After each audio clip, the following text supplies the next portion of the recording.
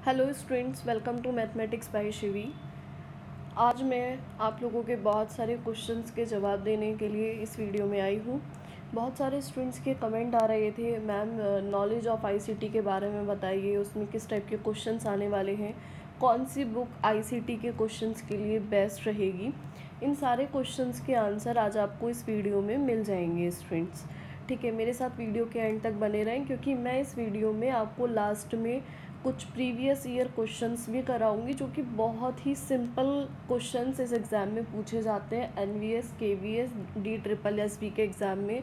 जो ये आईसीटी का पोर्शन है, ये बहुत ज़्यादा टफ लेवल का नहीं होता, बहुत ही नॉर्मल क्वेश्चंस इसमें पूछे जाते हैं। बट आप लोगों के जो भी डाउट है मैं आज इस वीडियो में क्लियर करूँगी। तो चलिए स्टार्ट करते हैं वीडियो। सबसे पहले मैं यहाँ पर टीजीटी स्टूडेंट्स के लिए बात करूँगी कि आप सभी जानते हैं जो आपका सिलेबस होता है उसमें general awareness, reasoning, knowledge of ICT, teaching aptitude, ये जो सारा पार्ट है आपका, ये जो चारों पार्ट्स हैं, ये 10-10 मार्क्स के होते हैं और 10-10 ही क्वेश्चंस आपसे पूछे जाते हैं। ध्यान दीजिएगा, यहाँ पर जो आपका नॉलेज ऑफ आईसीटी यानी कि जो आपसे कंप्यूटर से रिलेटेड क्वेश्चन पूछे जाएंगे वो 10 मार्क्स के आएंगे, 10 मार्क्स का वेटेज रखते हैं। क्लियर। इसके बाद में जो आपका सब्जेक्ट कंसर्न रहेगा वो आपका 80 मार्क्स का होता है, यानी कि कुल मिला के 120 मार्क्स आपके यहाँ पर बन जाते हैं। अगर मैं बात करूँ यहाँ पर Hindi, English and regional language, देखिए ये जो सब्जेक्ट है ना, Hindi, English and regional languages, ये आपके कंपलसरी क्वालिफाइंग पेपर है। कंपलसरी आपको यहाँ पर हिंदी में पास होना पड़ेगा, कंपलसरी आपको इंग्लिश में पास होना पड़ेगा, कंपलसरी रीजनल लैंग्वेज में आपको पास होना पड़ेगा। टोटल हमारे पास 19 रीजनल लैंग्वेजेस हैं, जिसमें से आप कोई भी एक चूज़ कर सकते हैं। और ये सभी पेपर अपने आप में 10-10 मार्क्स का वेटेज रखते हैं। तो कुल मिला के 30 क्वेश्चंस यहाँ पर आते हैं, जो कि 30 मार्क्स के होते हैं।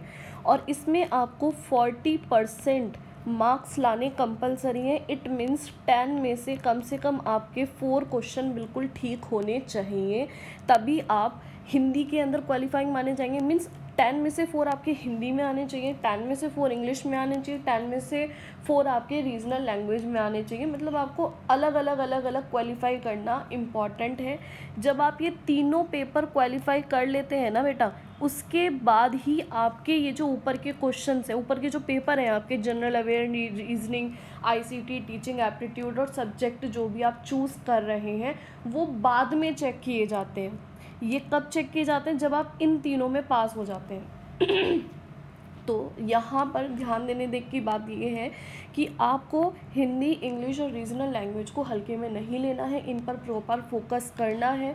जब आप इनमें से 10 में से 4 मार्क्स ले आएंगे, यानी 40% मार्क्स ले आएंगे, तभी आप क्वालिफाई माने जाएंगे। और उसके बाद ही आपके ऊपर के जो सब्जेक्ट्स हैं उनको चेक किया जाएगा। अगर आप उसमें सपोज़ अगर आप नीचे वाले में फ़ेल हो जाते हैं तो आपका ऊपर के भी पेपर्स को चेक नहीं किया जाएगा। ठीक है, तो यहाँ पर जनरल हिंदी, जनरल इंग्लिश और अगर मैं बात करूँ यहाँ पर जनरल कंप्यूटर यानी कि नॉलेज ऑफ आईसीटी, इनका वेटेज बहुत ज़्यादा हाई नहीं है, बहुत ही सिंपल क्वेश्चन आपसे पूछे जाते हैं। इन सभी के ऊपर आपको इंडिविजुअल वीडियोस मेरे चैनल पर मिल जाएंगी। जनरल हिंदी का मैं पूरा सिलेबस कवर कराऊंगी, जनरल इंग्लिश का पूरा सिलेबस कवर कराऊंगी। सेम एज़ ये जो आपका नॉलेज ऑफ आईसीटी सब्जेक्ट है, इस पर आपको एमसीक्यूज़ की भी प्रॉपर वीडियोस मिलेंगी। और साथ ही साथ आपको नॉलेज ऑफ आईसीटी से रिलेटेड अगर थ्योरी की नीड है तो मैं आपको थ्योरी भी पढ़ा सकती हूँ। तो अगर आपको इसकी ज़रूरत है तो आप कमेंट सेक्शन में कमेंट करके बताइएगा, तो फिर आपको वीडियोज़ मिलनी भी स्टार्ट हो जाएगी स्टूडेंट्स। तो ये था सिलेबस, ये था पैटर्न पूरा एनवीएस 2022 टीजीटी के स्टूडेंट्स के लिए। सेम एज़ अगर मैं पीजीटी के स्टूडेंट्स के लिए बात करने लगूँ तो बहुत छोटा सा ही डिफरेंस आ जाता है। पीजीटी के स्टूडेंट्स के लिए ये जो रीजनिंग पार्ट है ना, ये 20 मार्क्स का हो जाता है।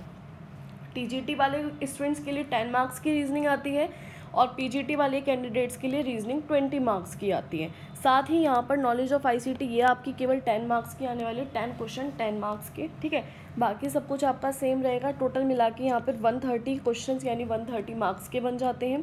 और यहाँ पर रीजनल लैंग्वेज आपका कंपलसरी पेपर नहीं होता है। ठीक है, यहाँ पर खाली आपके पास इंग्लिश और हिंदी होगा। 10 मार्क्स आपकी इंग्लिश के लिए, 10 मार्क्स आपके हिंदी के लिए, यानी कुल मिला के 20 मार्क्स। आपको इंडिविजुअली 10 में से 4 क्वेश्चन ठीक करके आने पड़ेंगे इंग्लिश के अंदर, और 10 में से 4 क्वेश्चन ठीक करके आने पड़ेंगे हिंदी के अंदर, तभी आप पास माने जाएंगे। उसके बाद ही आपके ऊपर का क्वेश्चन पेपर चेक किया जाएगा। तो ये था pattern students NVS 2022 TGT PGT candidates के लिए। इसके अलावा अगर आपका कोई भी डाउट है तो स्टूडेंट्स कमेंट में बता दीजिएगा, वीडियो के माध्यम से या कमेंट सेक्शन के माध्यम से आपके क्वेश्चंस का जवाब आपको मिल जाएगा।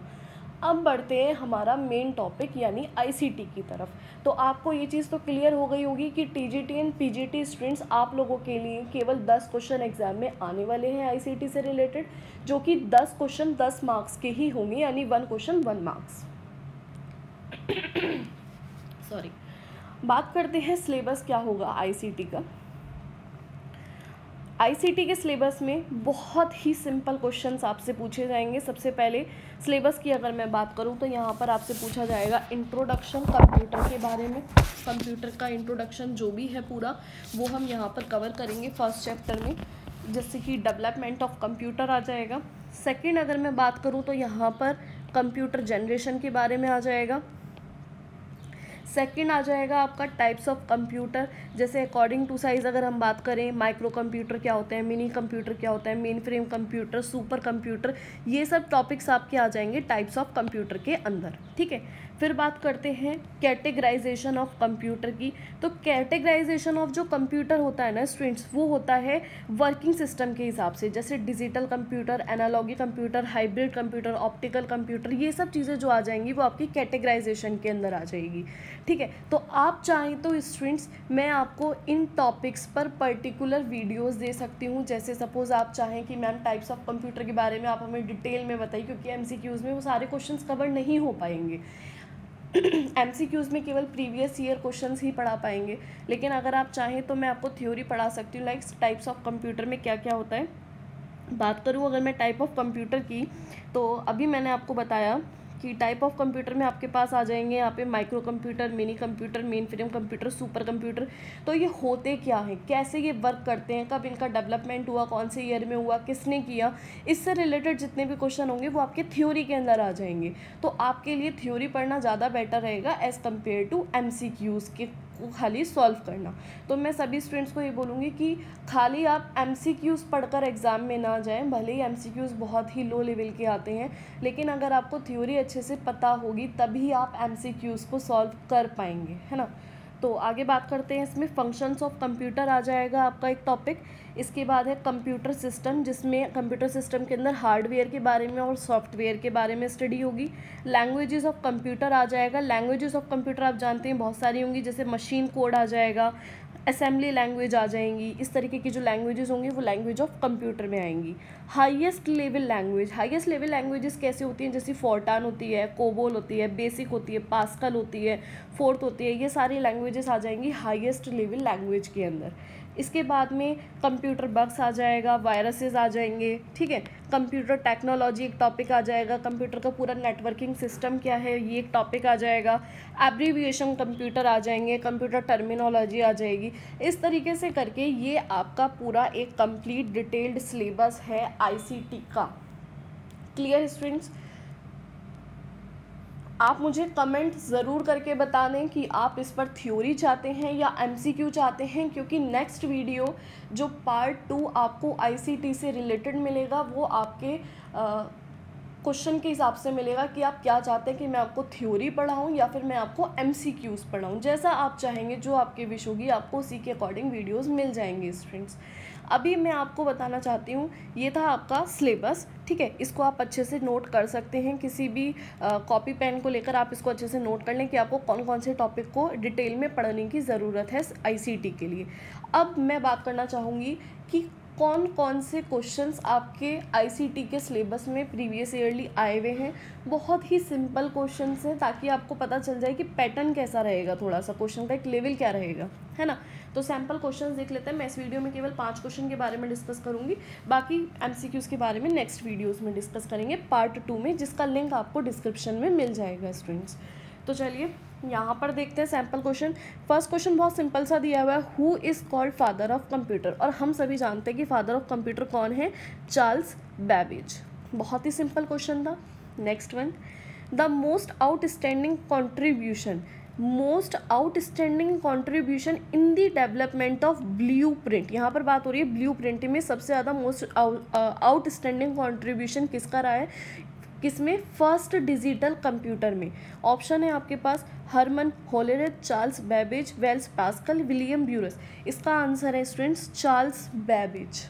ठीक है, थर्ड पे चलते हैं। The first modern computer was invented in. जो फर्स्ट मॉडर्न कंप्यूटर था वो कब इन्वेंट किया गया था? ऑप्शन है 1946, 50, 60 या 65। तो सभी जानते हैं इस बारे में कि फर्स्ट मॉडर्न कंप्यूटर इन्वेंट किया गया था 1946 में। ये मैंने बहुत ज़्यादा बेसिक क्वेश्चंस उठाए हैं प्रीवियस ईयर के, जो कि बहुत कॉमनली हम सभी पढ़ते हुए आए हैं अपने स्कूल टाइम में, और आप सभी इनके आंसर भी जानते होंगे। तो मैं ये बताना चाहती हूँ कि इसका लेवल बहुत ज़्यादा हाई नहीं आता है। ठीक है, फोर्थ क्वेश्चन देखिए, what is the full form of email? Email की फुल फॉर्म क्या है? Electronic mail, electric mail, electromagnetic mail, none. तो इसका आंसर है इलेक्ट्रॉनिक मेल। ठीक है, ईमेल की फुल फॉर्म है इलेक्ट्रॉनिक मेल। फिफ्थ देखिए, the written material recorded in the chip. ध्यान से पढ़िएगा, the written material recorded in the chip which is required for the operation of computer like employed program, direction and other computer related activities is called। तो ऐसी material को क्या बोला जाता है? सॉफ्टवेयर, हार्डवेयर, नेटवर्क या फिर्मवेयर, इसको बोला जाता है सॉफ्टवेयर। तो ये थे कुछ 5 MCQs। अब आप इससे एक लेवल को पता कर सकते हैं कि किस तरह के क्वेश्चंस एग्जाम में आने वाले हैं। आगे की MCQs की सीरीज़ मैं आपको कम से कम 100 MCQs करवाने वाली हूँ। तो नेक्स्ट वीडियो में कोशिश करूँगी कि आपको अराउंड 30 to 40 MCQs की सीरीज़ मिल जाए पार्ट 2 में, है ना। और मुझसे जुड़े रहने के लिए स्टूडेंट्स चैनल को ज़रूर सब्सक्राइब कर दें। नेक्स्ट वीडियो का लिंक आपको डिस्क्रिप्शन में मिल जाएगा। किस टाइप की थ्योरी और MC, अगर आप थ्योरी चाहते हैं तो उसके लिए भी कमेंट ज़रूर कर दें। आपको थ्योरी भी मैं अवेलेबल करा दूंगी, PDF या फिर नोट्स भी आपको अवेलेबल हो जाएंगे। ओके स्टूडेंट्स, तो अगर अभी भी आपका कोई डाउट रह गया है तो कमेंट सेक्शन में कमेंट करें। मिलती हूँ मैं आपसे नेक्स्ट वीडियो में। Thank you.